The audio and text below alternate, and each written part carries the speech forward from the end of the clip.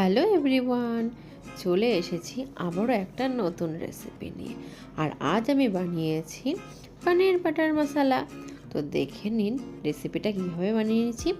প্রথমে আমি 200 গ্রাম করে 400 গ্রাম দুটো পনিরের প্যাকেট নিয়ে নিয়েছি।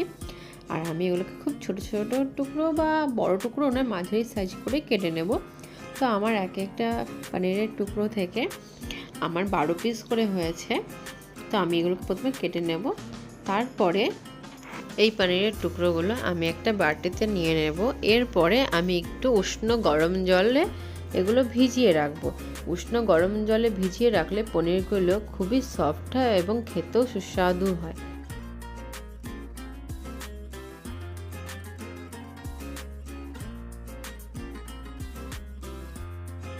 আর অন্যদিকে একটা কড়াইতে একটু সাদা তেল দিয়ে দেবো, কারণ এই রান্নাটা কিন্তু সাদা তেলেই হবে।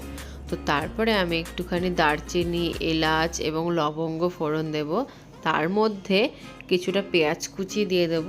একটু ভালো করে নেড়েচেড়ে নেব। আর একটুখানি আমি 3টে এখানে কাঁচা লঙ্কা ইউজ করেছি, যেহেতু এটা একটু মিষ্টি মিষ্টি হয় খেতে। তো তবুও একটু ঝালের জন্য আমি 3টে এখানে লঙ্কা ইউজ করেছি। তারপর একটু আদা বাটা দিয়ে দিলাম। দিয়ে এটাকে আমি একটু ভালো করে একটু নেড়ে চেড়ে নিয়ে নেব।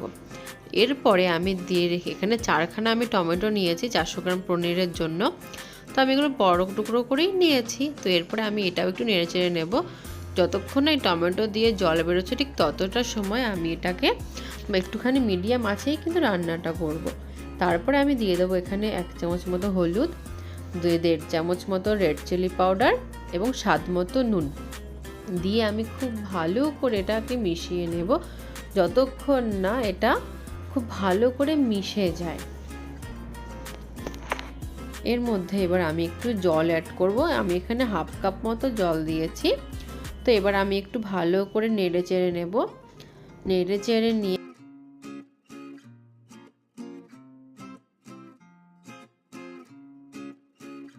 এরপর আমি এখানে 8-10টা মতো কাজু বাদাম দিয়ে দিচ্ছি।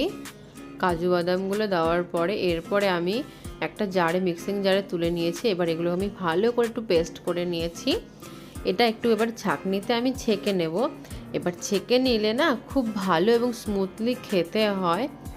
আমি একটা চামচ দিয়ে এখানে ব্যাটারটাকে বেশ ভালো করে ঘুরিয়ে এটা প্লেন ব্যাটারটা আমি বের করে নেব। এবার দেখুন এখানে কতগুলো খোসা রয়ে গেছে এবং এটাই মুখে আটকাতো এবং খুব বাজে লাগতো খেতে। দেখুন একটা স্মুথ ব্যাটার বেরিয়ে গেছে। এরপরে আমি এখানে একটা পেঁয়াজই নিয়েছি, আমি খুব কুচি কুচি করে এটাকে কেটে নেব। আর এদিকে আমি কড়াইতে 2 চামচ মতো বাটার দিয়ে দেব, কারণ যেহেতু বাটার মশলা তো এখানে বাটারটা ইউজ করতে হবে এখন। তো বাটারটা এখানে গলে গেছে। তারপরে আমি দিয়ে দিচ্ছি একটু পেঁয়াজ কুচি। তো আমি প্রথমে একটু নেড়ে চেড়ে নেব। তারপরে আমি এখানে এক এক করে একটু 1 চামচ মতো হলুদ গুঁড়ো, 1 চামচ মতো রেড চিলি পাউডার আর 1 চামচ মতো ধনিয়া পাউডার আমি এখানে ইউজ করেছি। তো এগুলো খুব ভালো করে আমি একটুখানি মিশিয়ে নেব। আর দিয়ে দিচ্ছি একটুখানি জল, দিয়ে আমি মশলাটাকে খুব ভালো করে মিশিয়ে নেব। ভালো করে মেশানোর পরে ওই স্মুথ ব্যাটারটা আমি এর মধ্যে দিয়ে দিচ্ছি। দিয়ে খুব ভালো করে এটা মিশিয়ে নিতে হবে এখন।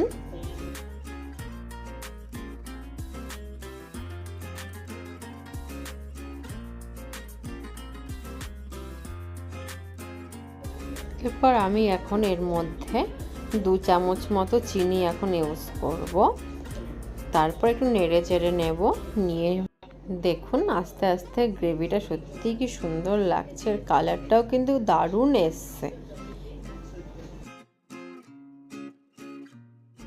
এরপর এক এক করে আমি সমস্ত পনিরগুলো এর মধ্যে দিয়ে দেব। যেহেতু আমি পনিরগুলো একটুখানি উষ্ণ গরম জলে ভিজিয়ে রেখেছিলাম, তাতে পনিরগুলি খুবই সফট রয়েছে। আপনারা এভাবে করবেন, দেখবেন আপনারা নিজেরাও বুঝতে পারবেন পনিরটা ঠিক কতটাই সফট থাকে। এরপর আমি এখানে মিনিট 5 মতো লো ফ্লেমে গ্যাসটা আমি এবার একটু ঢেকে রেখে দেব।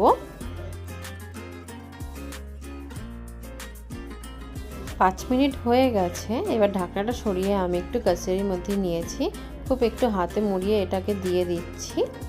এরপরে আমি দিয়ে দেবো একটুখানি এলাচি পাউডার।